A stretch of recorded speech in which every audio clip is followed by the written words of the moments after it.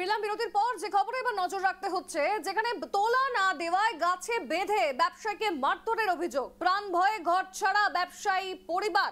মালদা জেলা পুলিশ সুপারের দ্বারস্থ হয়েছে পরিবার। কালিয়াচক থানার হতেখানি বাঙালিপাড়া এলাকার এই ঘটনা। আক্রান্ত ব্যবসায়ীর নাম রহিম বিশ্বাস। তার অভিযোগ, গত 2022 সালে কালিয়াচকের ত্রাস জহুরুল খান তাকে অপহরণ করে। পুলিশের তৎপরতায় মুর্শিদাবাদ জেলার সুতি থানা এলাকা থেকে তাকে উদ্ধার করা হয়। ঘটনার তদন্ত শুরু করে অভিযুক্তকে গ্রেফতার করেছে পুলিশ। আমরা যাব সরাসরি ঘটনাস্থল থেকে, রয়েছেন প্রতিনিধি তনুজ জৈন। তনুজ, যেখানে আমরা এই ছবি আমরা কিন্তু দেখেছি যে কালিয়াচক থানার হাতেখনি বাঙালিপাড়া যে ঘটনাটি ঘটে এবং তারপর কিন্তু তোলা না দেওয়া গাছে বেঁধে ব্যবসায়ীকে মারধরের অভিযোগ উঠছে। পুলিশ কি ব্যবস্থা নিয়েছে এই মুহূর্তে, পরিবারের তরফে কি প্রতিক্রিয়া?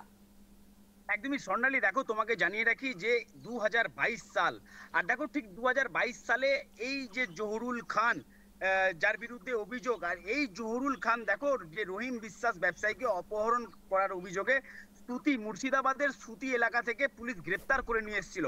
আর দেখো কয়েক মাস আগে কিন্তু সে ছাড়া পায়, আর ছাড়া পাওয়ার পরেই সেই রহিম বিশ্বাসকে টার্গেট করে এই জহুরুল খান।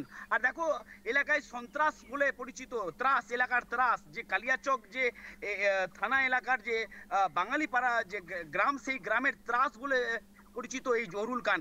আর জহুরুল খানের বিরুদ্ধে প্রচুর অভিযোগ রয়েছে, আর বহুদিন ধরে এই ত্রাসের সঙ্গে যুক্ত বিভিন্ন সমাজ বিরোধী যে কার্যকলাপ, সেই কার্যকলাপের সঙ্গে জড়িত রয়েছে।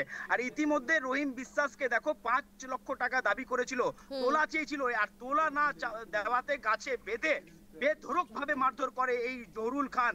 আর দেখো এক সময় তৃণমূল নেতা, দাপুটের তৃণমূল নেতা বলে পরিচিত ছিল এলাকায়। আর তারপরে দেখো তৃণমূল নেতৃত্ব এই সমাজ বিরোধী কার্যকলাপের জন্য তাকে বহিষ্কৃত করা হয়েছিল। আর তারপরেই দেখো আজকে পুলিশ সুপারের কাছে দ্বারস্থ হয়েছে পরিবার সহ। আতঙ্কে ভুগছে সেই রহিম বিশ্বাসের পরিবার। আর দেখো ব্যবসায়ী মহল থেকে ব্যাপক ক্ষোভ প্রকাশ করা হয়েছে।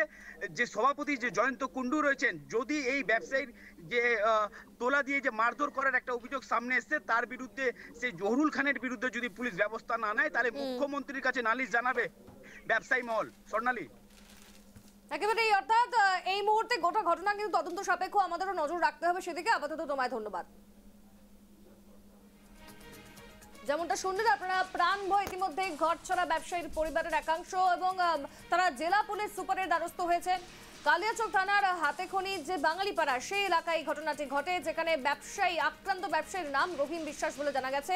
2022 সালে কালিয়াচকের ত্রাস জহুরুল খান তাকে অপহরণ করেছিল এবং পুলিশের তৎপরতায় মুর্শিদাবাদ জেলার সুতি থানা এলাকা থেকে তাকে উদ্ধার করা হয়।